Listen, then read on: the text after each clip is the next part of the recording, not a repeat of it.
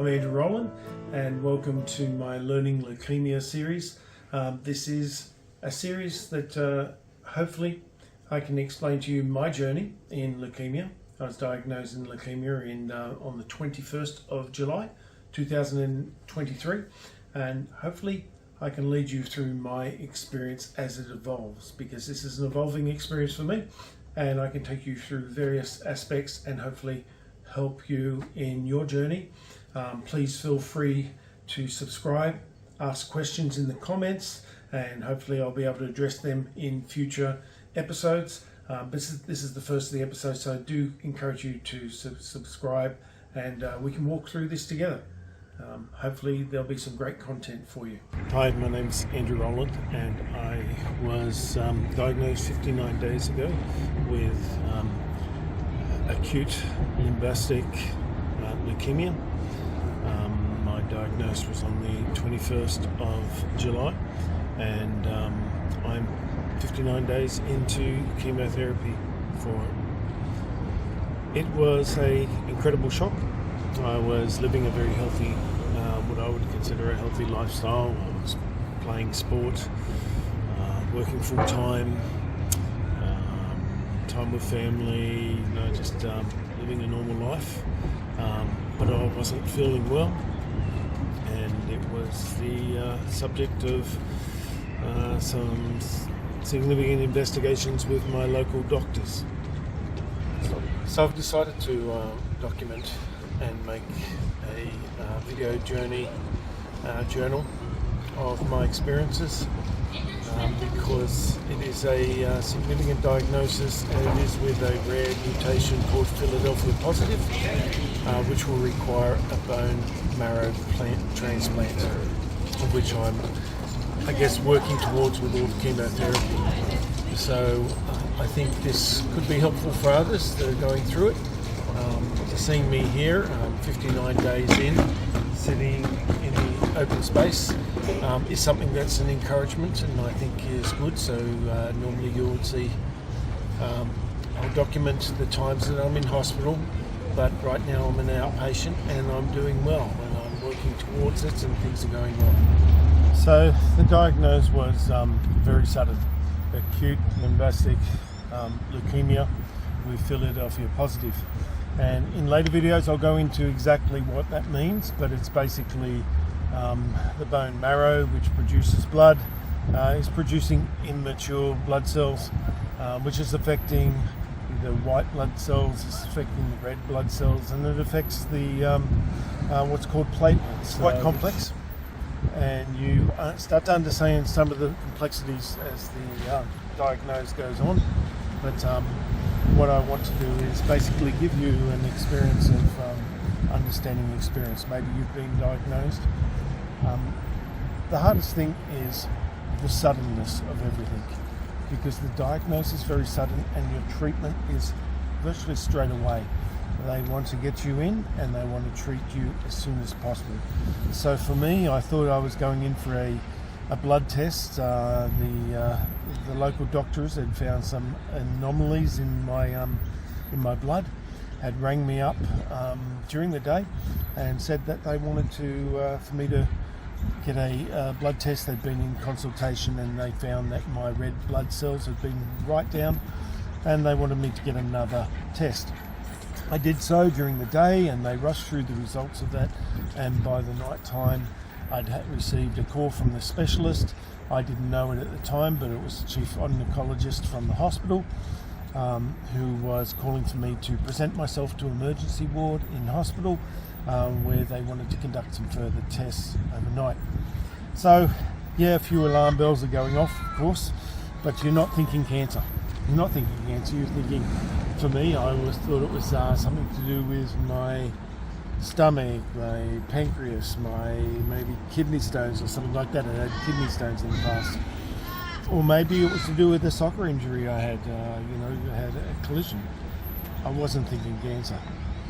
I went in, presented myself to emergency, and all that night they put me in a special room, and all that night they were conducting tests.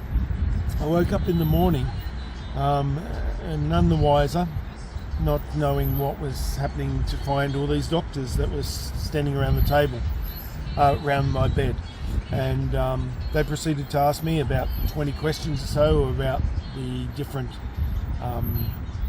symptoms that I'd experienced over the past 5 to 7 weeks. I've been experiencing these symptoms where your normal household medical centre doctors were shooting in all different places but nowhere near.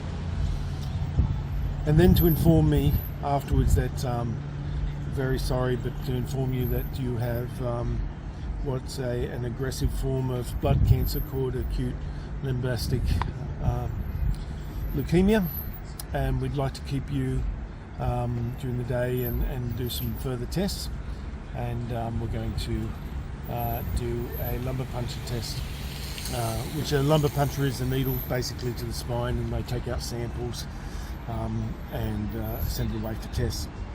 So that was in the morning, about 10:30 in the morning on the 21st, Friday the 21st of July.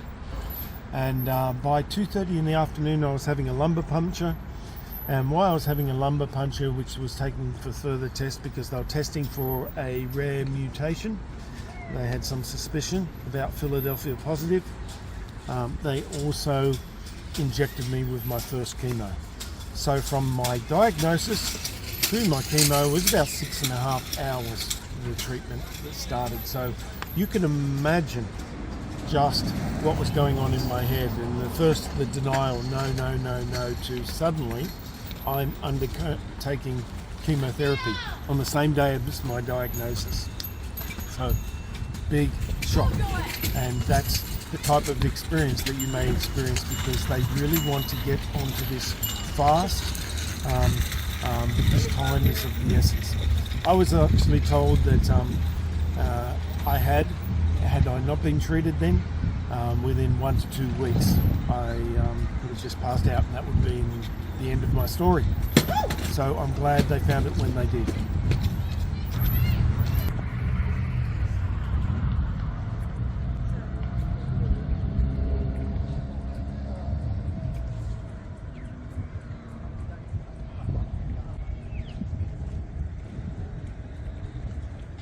So I'm hoping I can take you through each stage of what I've experienced and the stages of treatment and chemo treatment, and give you some tips that have been helpful to me, that I've learnt, that I can pass on to you so that you can be prepared for what you're about to go through or what you're going through.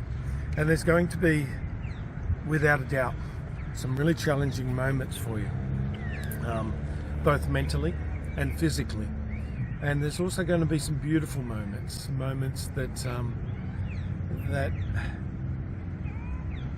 moments of beautiful support from other people, moments where you really understand the meaning of life and how precious it is, and those small things that bring you joy. Like being out here in this open surrounds, which is just phenomenal right now, that I can experience and walk around and just enjoy so much more immensely, down to hearing everything, hearing the noises, smelling feeling the breezes. Just wonderful moments. But without a doubt, this is a challenging time in your life, and you will need to be prepared in different places. And everyone has an individual walk. This is not something that is generic. Neither is the treatment. And here in Australia, we do the treatment specifically to the person. So your doctors, your oncologists, your hematologists, the names that you don't even know now or understand, and those terminologies that you'll get to understand, they will be doing something. They are your soldiers. They are your the people that are advocating and fighting for you, and they will do a specific treatment according to your body and what is happening to you. And that's the wonderful thing about the medical system we have here in Australia. I've encountered just some wonderful people, doctors, nurses. The support and the medical science is phenomenal, and it's moving ahead fast. So you need to understand that it's not 10 years ago. Dr. Google is not going to be good for you under these treatments. Try to avoid, yes, try to understand. You'll get booklets from the hospital, they're good material to read. But if you read Dr. Google, you could probably get quite depressed, because you might be reading articles that are 10 years dated in the past. You might be reading articles in the beginning, of the treatments, especially things like Philadelphia positive, where 10-15 years ago it was a very dire and dark diagnosis, and there wasn't a lot that they could do, and they just threw chemo at it. And now they can treat it specifically as a protein, and they can make inroads to it. So I want to be able to talk through all of those experiences, what I've experienced, and I'm now towards my second stage of chemo, where they're 28-day cycles. Each cycle is different than the other. It's just not one cycle to the next, it's a different cycle with different treatment. We'll work through all of that together.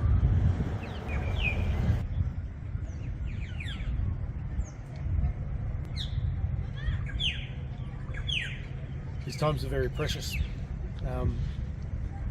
Everything from the flowers to the sounds of the birds, to the air you breathe, the sun on your face, everything is precious, Like I had shiny, like spiky hair before this, and now I've gone to low maintenance hair, but it's fine.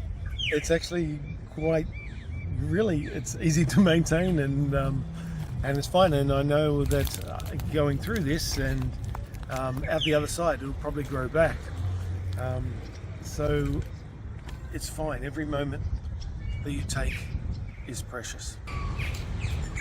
And I'd like to talk about family, the impacts of family, those that are around you, because there are some obvious impacts. It's a shock to them, like it's a shock to you.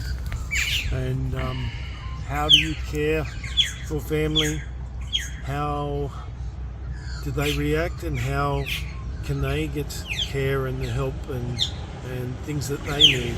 Because that's a whole new world for them, and it's often a lot of heartache through this that you need to work through.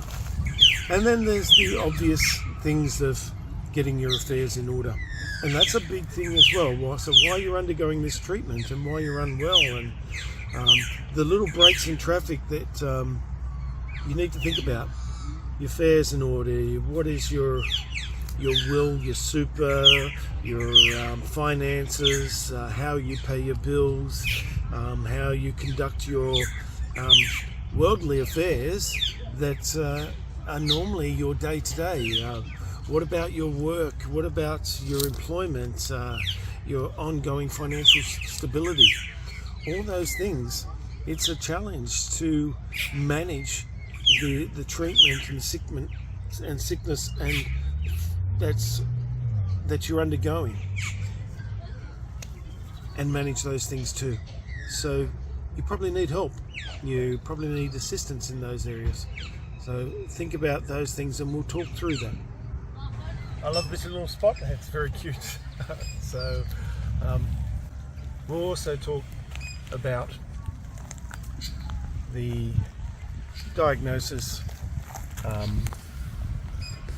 prognosis, when that comes, because it doesn't come straight away. You don't have, you've got this many chances and things like that. And we'll talk about coming out the other side, staying positive, because staying positive is a really important factor.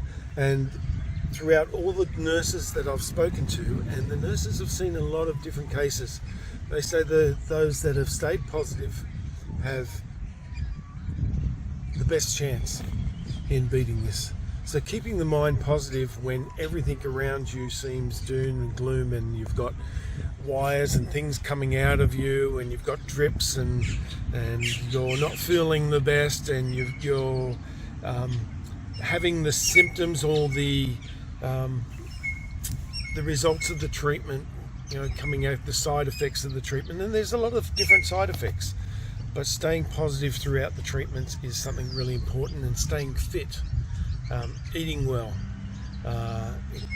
keeping exercise, like getting out and walking when you're an outpatient, because there'll be times that you'll be an inpatient, that is, you'll be in hospital for your treatment, and there'll be times you'll be an outpatient. An outpatient basically means that you'll be outside at home, but you'll be still attending things like the cancer clinic at your local hospital, which might be a few times a week.